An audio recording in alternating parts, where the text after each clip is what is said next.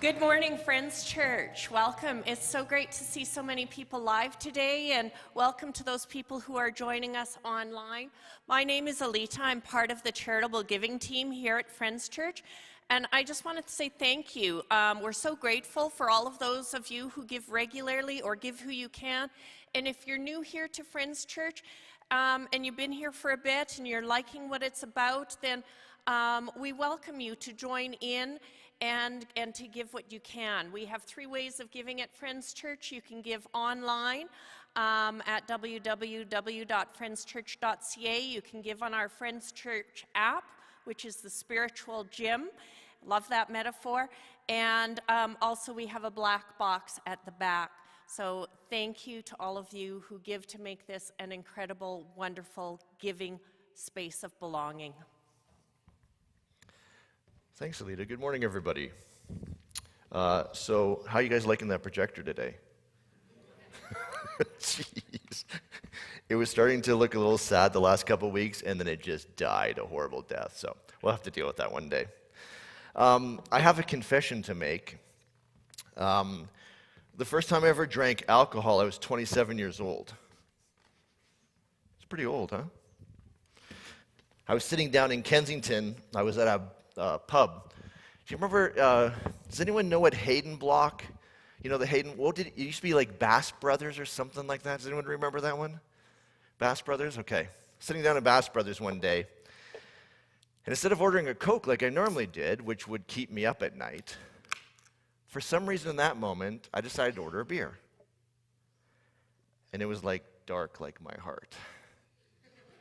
I don't know why my first beer was an oatmeal stout, but it was. You see, in my family, drinking was like, you could kill somebody and then the next worst thing you could do is drinking. I don't know why. There's not a history of alcoholism. There's nothing like that. It was just, our entire lives it was like, well, don't drink. That's bad. That's sinful. I remember one of my aunts drank alcohol. It was quite the scandal. She was also divorced, and the question was, well, now we know why. My grandfather, my mom's father, put away money from when we were really young and said, if you don't drink, you'll get this for college. So I got paid to not drink. Now, some people look at me and think, 27, wow. You see, one of the things about my personality, for better, for worse, peer pressure doesn't work on me. As soon as someone says, you have to do this or we're not going to like you, I'm like, screw you all, I'm going to do whatever I want. And so growing up, all of my church friends, which is where I grew up in a church, none of them drank either. And my school friends, they'd be like, drink. I was like, screw you guys are weak, I'm a straight edge, whatever. University kicked in, more and more of my friends drinking. I'm still like, no, peer pressure doesn't work on me. I'd like to say that because I didn't drink, I didn't make stupid decisions, but I made a lot of stupid decisions. I just couldn't blame it on drinking, which was a bit disappointing. As time went on, it kind of became my identity. Oh, I don't drink. I still go to the bar, I still do everything, whatever, but I don't drink. Why? Why was that the thing? So I'm sitting at a bar, and for some reason I order an oatmeal stout. And I remember sitting there they put it down in front of me. It's like this, nice head on it. And I kind of was like, well, now what do I do? I spent 27 years not drinking this. In our family, it was never said explicitly, but it was implicit.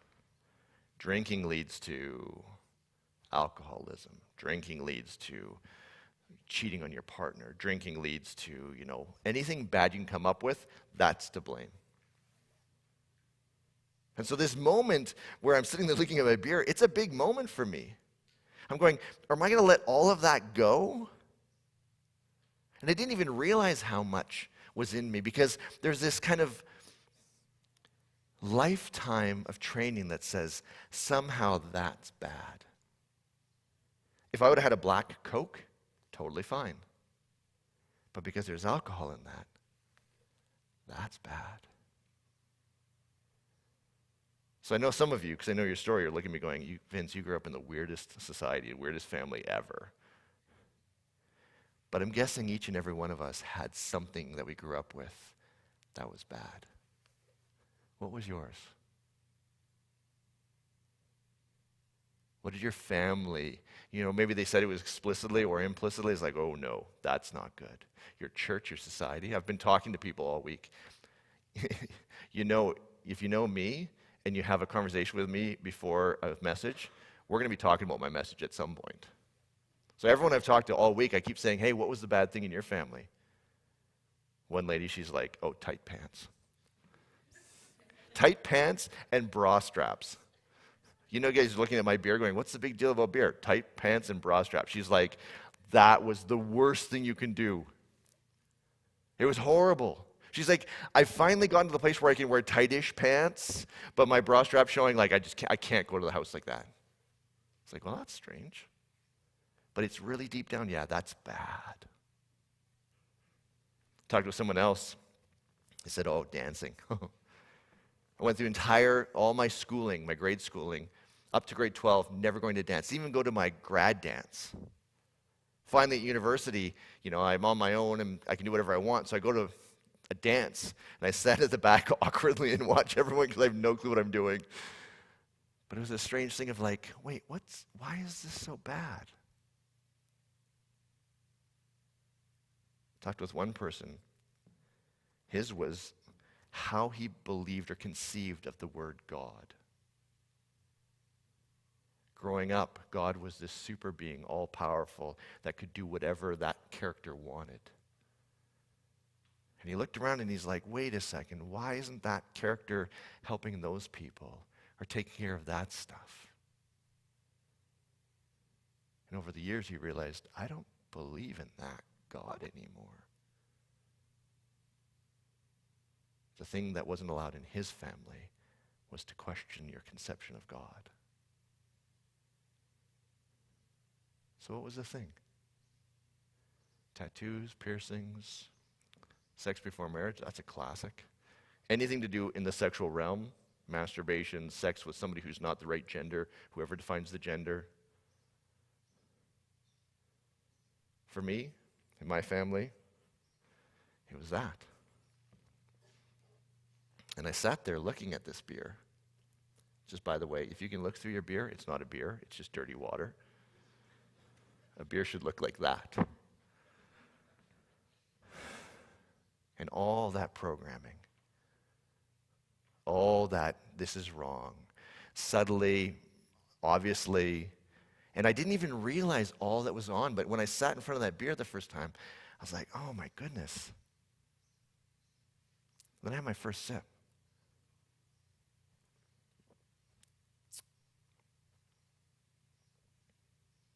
And nothing happened.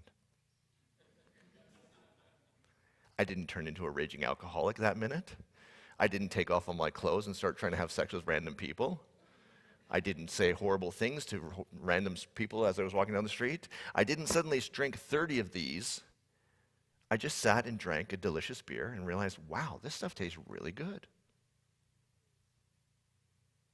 And that blew my mind. I didn't even realize how much unconscious crap was in my brain tied to that. I didn't even realize all the rationalizations where I'm like, I don't give in to peer pressure, I'm about control, you guys all suck. It was just fear of that. I was literally scared of it. Until I had my first sip and I was like, huh? Well, that tastes good.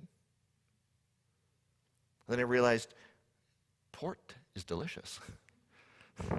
And then I got into the whole thing of ciders. Don't even get me started on ciders. Whoever invented those, it's probably monks. Well done, guys. And then Italy, I realized there's some red wine that doesn't taste like crap. Who knew? Got me thinking, how much effort have we put in collectively to not doing the things we were taught were bad?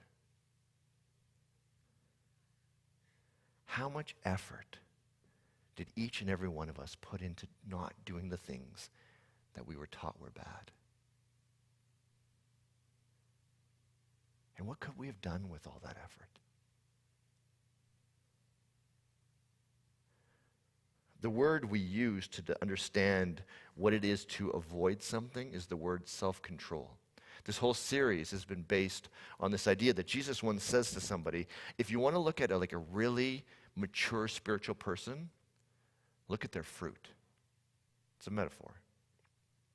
Then another writer comes along, his name is Paul, comes along and says, actually fruit is made up of these things. And one of the words they use is the word we translate self-control. The word actually is, if you look at it in Greek, it's enkradia, which if you translate, I got a little technical there. Bagged is like the famous dictionary to translate this stuff. When you translate it, it translates into restraint of one's emotions, impulses, or desires, which is the English word we often use, self-control, right? Mike, can you flip the next one? So self-control defined is restraint of one's emotions, impulses, or desires. But here's the deal. That's not what my brain thought when I thought of self-control in this context. My brain added a little sentence at the end of that. Can you throw it up for me, Mike? Self-control, defined, restraint of one's emotions or impulses or desires to do sinful things. Self-control is about not drinking this when other people are drinking this. Self-control is about not doing the thing that, whatever your family, wearing tight pants. I don't know what the big deal with the tight pants was, but whatever your thing was, dancing, masturbation, going to certain shows, listening to certain kind of music, whatever your thing is, self-control is the thing that we use to avoid doing those bad things. And for the first while of this message, fruits of the Spirit made sense. Love.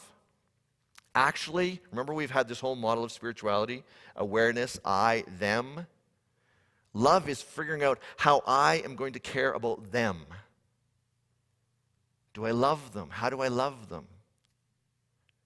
Peace is this idea that says I can regulate myself enough to actually make choice in how I deal with other people. Joy is just awesome. By the way, for all the people who messaged me this week and told me their amazing joy stories, that was awesome. I enjoyed listening to them. And the random things in your life that you're like, I don't think I could have told anyone else. But I'm telling you. The fruit of the Spirit, those fruits make total sense. Until I get to self-control, and I'm like, no, self-control is about not doing bad things, not doing sinful things, not drinking, because that's bad. But what has that done to us as humans?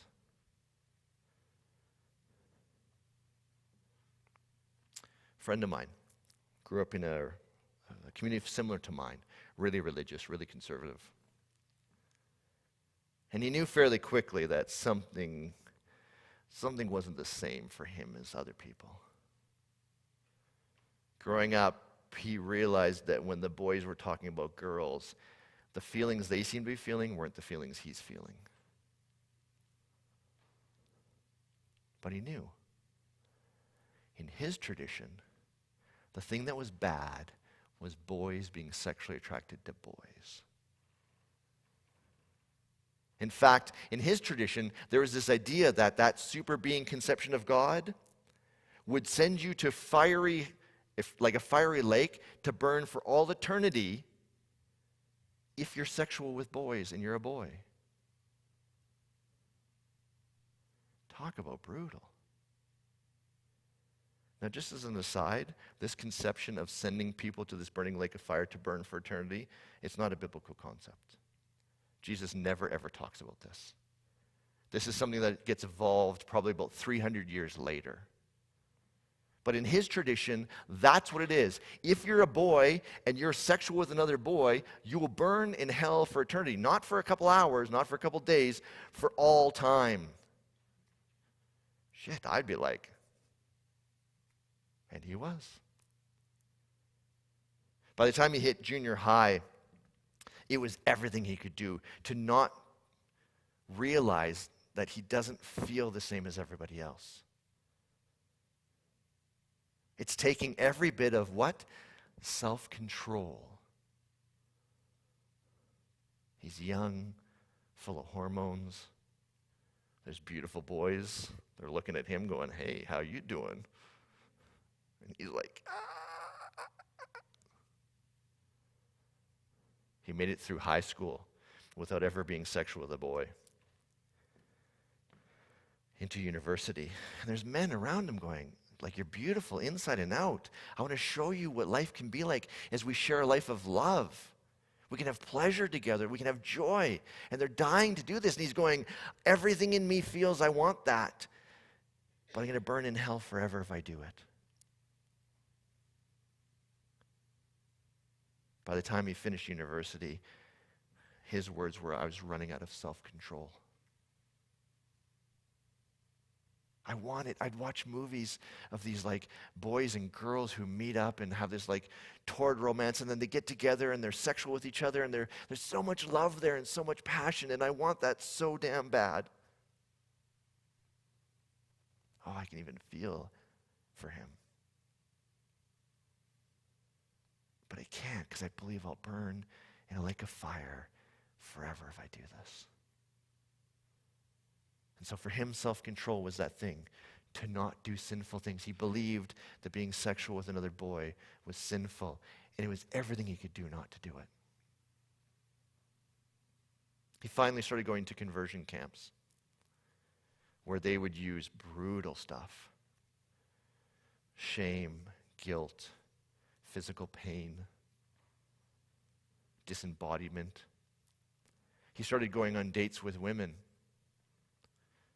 Dating, they don't realize that he's gay. He's pretending, because if you fake it long enough, maybe you can make it. These women are falling in love with him, and he's going,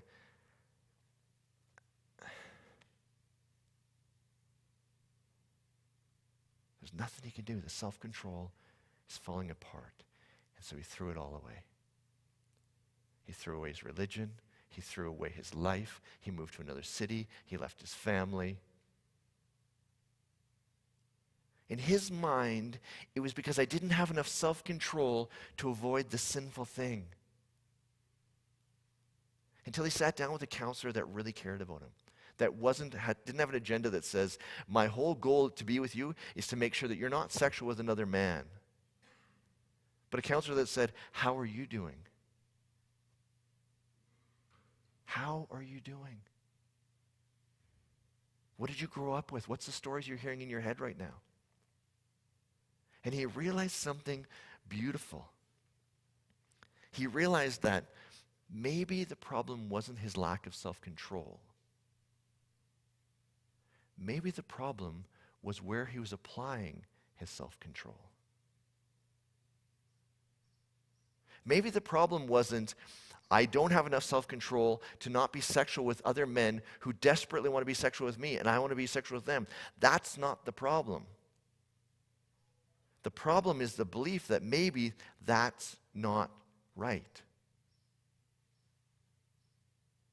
How much time and effort and pain and suffering. He's a 30-year-old man. His entire life has been about trying to suppress this desire. Everything he's done, every bit of energy he's put into that. And for the first time he starts to go, wait a second, what if it's not the alcohol that's the problem? What if I'm applying my self-control to the wrong thing?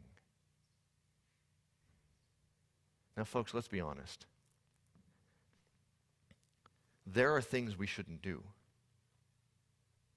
I'm not saying everything is okay. I'll talk about that in a second. So if your brain's right away is going like, hey, look, I have a problem with alcohol or with, I wear tight pants all the time. I can't get the tight pants out of my head. I should have worn tights today to make my point. That would have been awesome. There are things we shouldn't do. But let me nuance it a little bit more carefully as I get here. Because what I realized from my friend's story is my conception of self-control was that one. Can you throw it up again for me, Mike?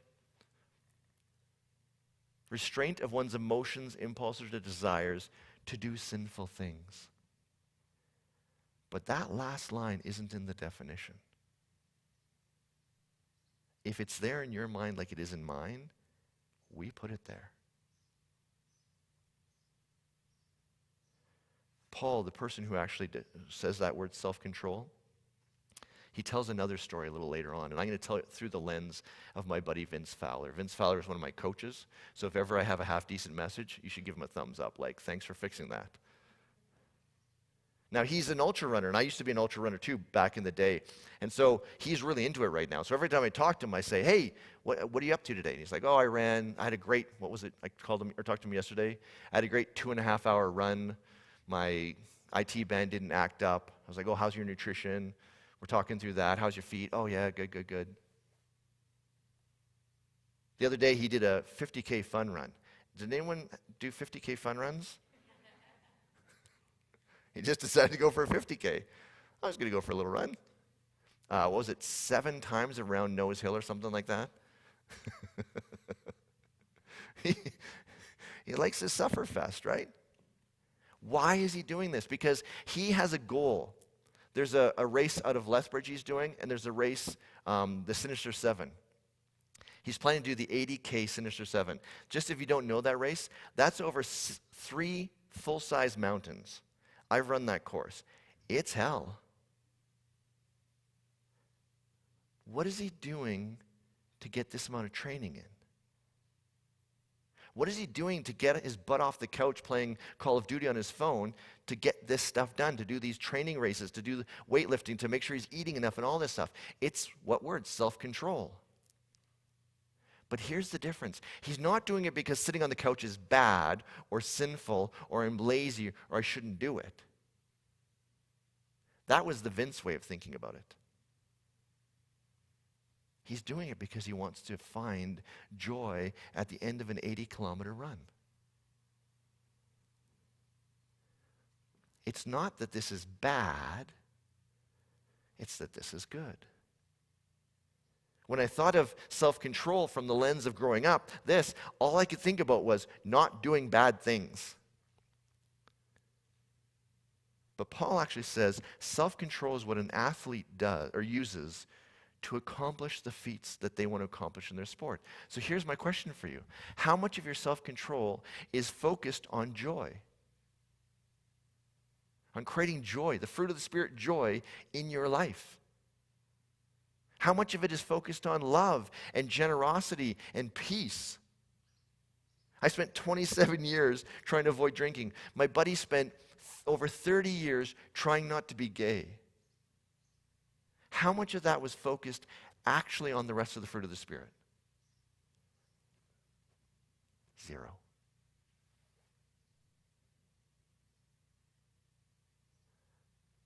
I love it when Jesus throws down this little comment off the side, whoosh, and it just blows my whole life up. It's like, everything I ever thought was different now. Paul, who defines that term self-control as the thing an athlete uses to accomplish the things they want to accomplish. Not just focused on the absence of bad things, to actually accomplish good things. He says this one line. He says, all things are permissible. Isn't that interesting? I'm pretty sure you never grew up in my family if you're saying that out loud. Because I'm pretty sure drinking's bad, sex before marriage is bad. I can go on for an hour, tell you all the things that are bad. So there's not all things are permissible, so I think you maybe should have read your own writings. He says, all things are permissible, but not all things are beneficial.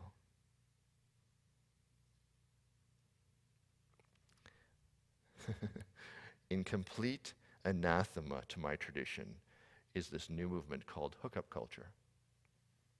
So remember in the order of sins, killing somebody, drinking alcohol, and then having sex outside of marriage. That was the top 3. If you hit all those, that's the trifecta. Hookup culture is this idea that says we have birth control now, we have ability to protect against STIs, So we can have what was called casual sex. I can meet somebody, we find a sexual spark together, we can be sexual together. It's easy. We have apps that help this all happen. Some Mennonite grandfather leader of the church guy is rolling over in their grave right now. But remember what Paul said, all things are permissible.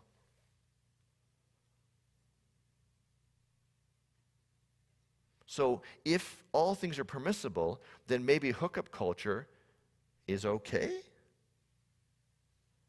Am I even allowed to say that on stage here? But here's what we learned. And for me, this has always been the case.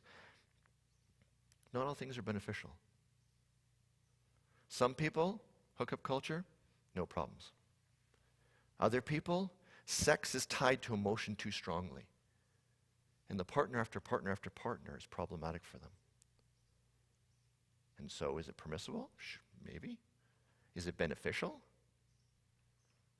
They have to figure that out for themselves.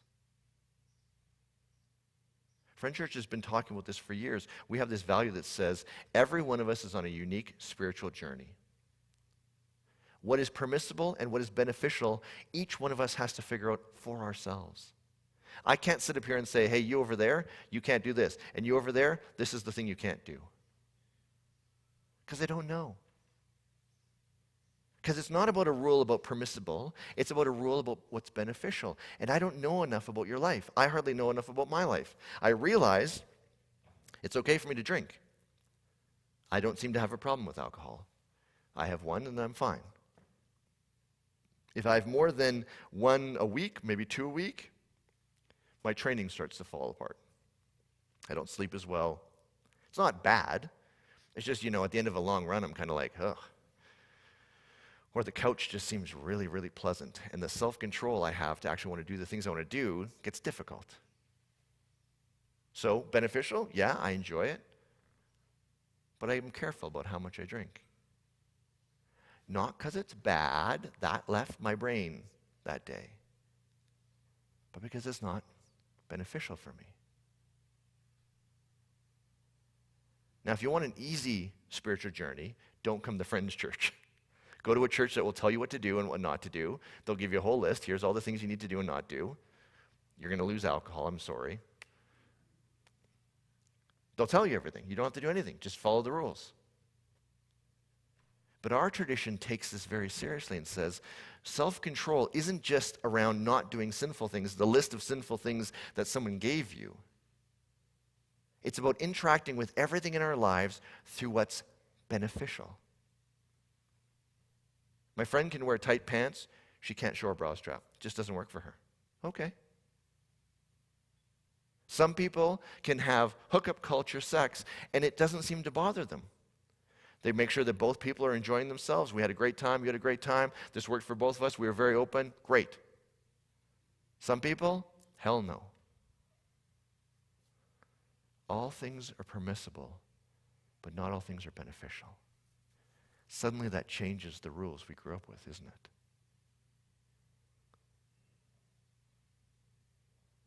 As we come to the end of this series, the whole point has been to build a unique spiritual journey for each of us that has more spiritual fruit in it, more joy, more love, more peace, generosity. I think self-control is a tool by which we get those good things. It's not the thing itself. In fact, when I think self-control is just the thing, the monastic people who just sit with dirty clothes in a cold cell and eat crappy food and not enough of it and whip themselves. They're like, hey, I got wicked self-control. And I'm going, that's nice. Do you have any joy? Do you have any peace? How much of our lives have we spent and how much energy have we spent trying to avoid these bad things that we were taught were bad? And when we look at it through Paul's lens, is that actually beneficial to us? Is that creating more fruit of the Spirit? For some people, yes. As I say, I still don't drink a ton, but I do enjoy beer now and again. As we end this series, I want you to start looking at life, or at least, I'm going to back off and not be quite as dogmatic about this. I want to invite you to look at your life through this lens of the fruit of the Spirit. What's creating joy in your life these days? And how can you use self-control to actually make more of that happen? I've been thinking about this week, and I was like, self-control shouldn't be focused on drinking. It should be having a hard conversation with my wife, saying, hey, babe, there's this thing we need to talk about. We need to make this better. Self-control should be focused around going to the mountains. Yesterday, we had this big climb for dirt biking. Self-control is about marshaling myself to not be like, I'm just going to sit out down here and wait for y'all. But it's also what pushes me to go and help people when they can't make it up. Self-control is correcting my spending. So not because I'm buying bad things and buying things is bad. I don't think it is. Again, all things are permissible. But am I spending in a way that fits my larger values of generosity? Do I need to cut back here, not because something's bad, but because I want to do even more good? When you look at your lens in your spiritual journey, not through avoiding bad things, but how do we celebrate more good things? How do we bring more of that into our lives? Suddenly this whole thing shifts, doesn't it? I'm looking at my life through this lens of, how do I bring more joy into this? My coach was Jerry this week. And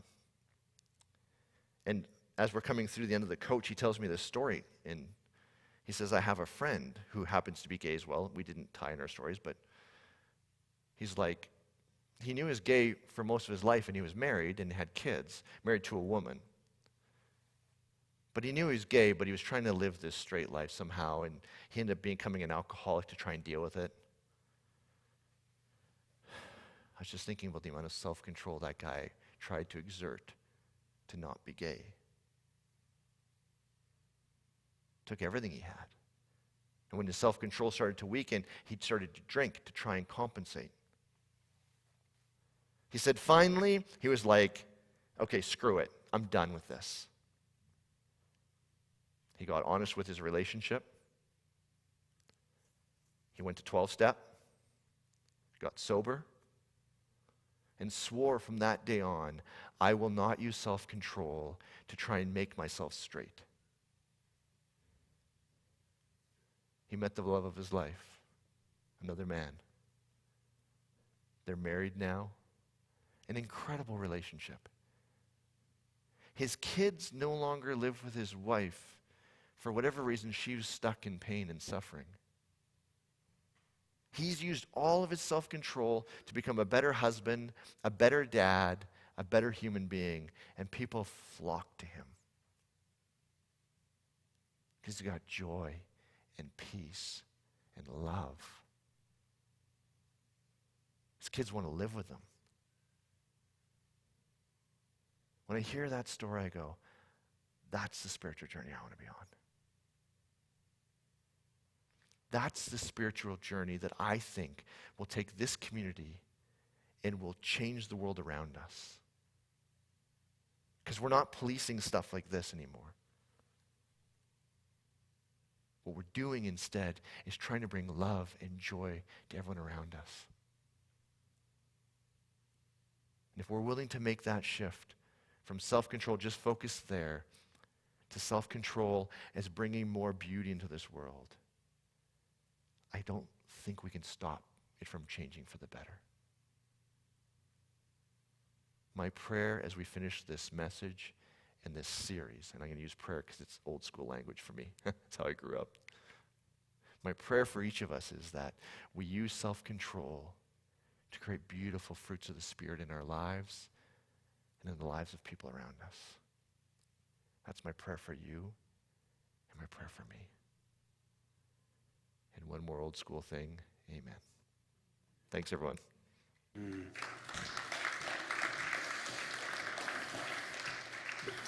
Thanks, Vince. That was great, and I'm glad for those that have been able to join us throughout this Fruit of the Spirit series. I just want to quickly mention a new series that we begin next week. Tell you a little bit about it so you know what's coming. I grew up, and speaking of traditions, I grew up in a church tradition that had a deep, deep belief that there was some kind of force, some kind of power, entity out there. We called him God. And in our tradition, it was a masculine power out there. But this power was deeply, intimately acquainted with all the ins and outs of our own personal lives. And that this God could know what's going on in our lives. And that this power could intervene every now and then, sometimes, miraculously, in the daily goings-on of our lives. I grew up in this tradition, and there were times when we'd be sitting on a Sunday morning, and someone would stand up and say, God, just talk to me, and he wants me to tell someone here about something. I remember being at an age at one point just going, it probably had always been going on, but I was just at that age where all of a sudden I was struck by it. I'm like, just talk to you, and you're going to tell us what he said. If I think back over my lifetime in that tradition, I saw some things. Some of it was just freaky weird. I mean, we stepped out of that tradition and we started Friends Church over 20 some years ago.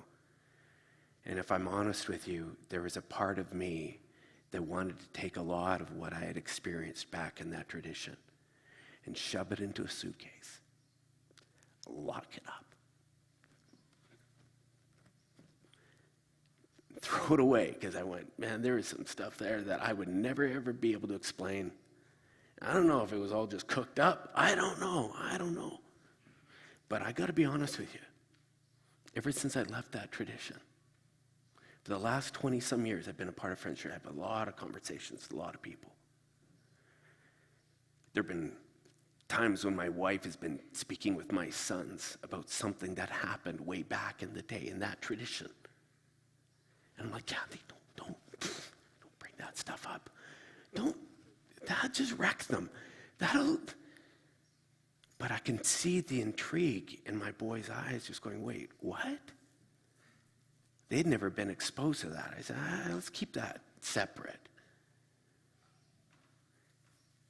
There are other times when they come home and they go, something strange happened over at so-and-so's house. I go, really? What was that? They begin telling this story, and they're going, I don't know. It's a ghost. I don't know what's going on there. So we begin talking, and it's amazing how even just their own experience. I've grown up as complete. They have these questions like, is there something else going on here, Dad? Is there some stuff here that we're not seeing? What do you know? Tell us what you know. I'm just like, I don't know. Honestly. I have some people that I talk to, again, outside of my church tradition, that say, the spookiest thing happened to me this week.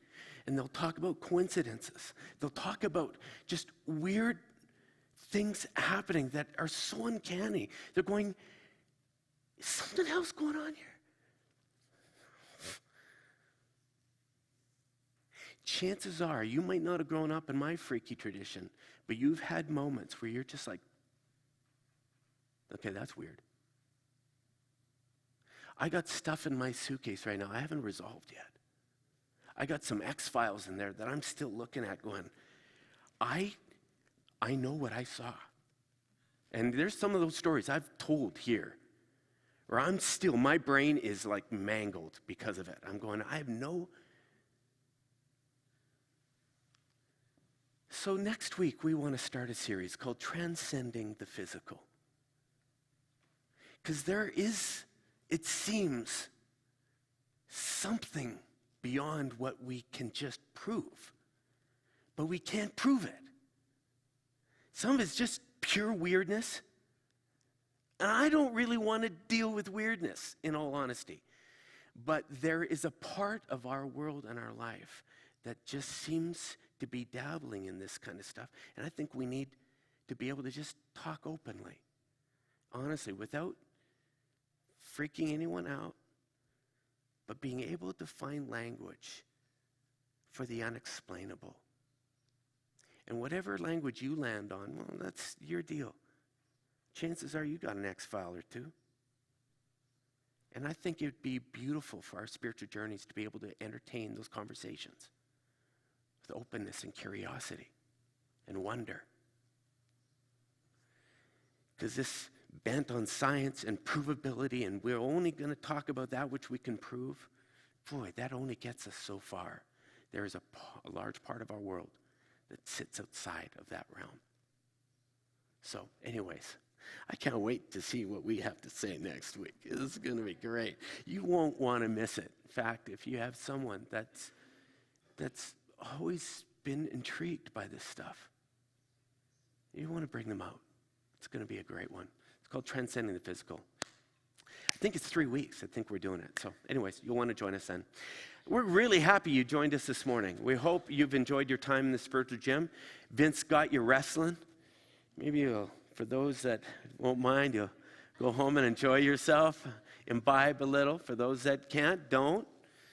But may we all exercise beautiful self-control that leads to beautiful things this week, hey?